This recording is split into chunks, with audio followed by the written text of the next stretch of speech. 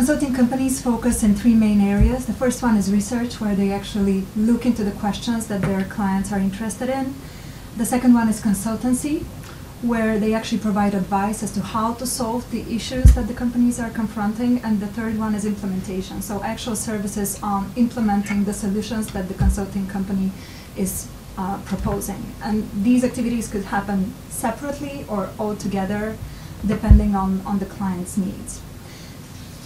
Then the next key element of the business model is the key resources. And here, really, in consulting companies, the biggest resource is human capital across their various activities, be it research or consulting or implementation. It is really the people that they have, be it consultants or trainers or analysts, that are the most essential resource they have. And of course, they need some financial capital to start all the business and to keep an operating business, especially in tough times, and some specific tools to actually perform analysis of the various business situations.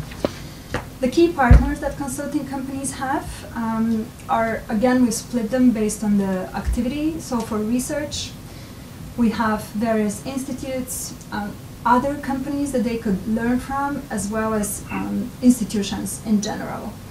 For consulting, it's very important that consulting companies actually have access to other partners within the same industry where their client is working, so that actually they can reach out to knowledge that is not necessarily existent within the consulting company itself, but is existent out there.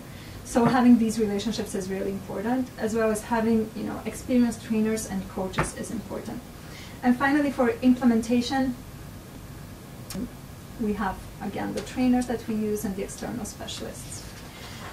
In terms of cost structure, the consulting company's biggest cost is the salaries, the financial not as much, but salaries and operational costs, and then everything else is much lower. Like, they don't have any specific capital costs, or they don't invest in assets as much. They invest in knowledge and in human resource mostly. And in terms of revenue, the revenue most often comes from the fees of the consultants or trainers, and sometimes, especially in specific situations when the company is using European funding or other funding opportunities, that's where their revenue could come from.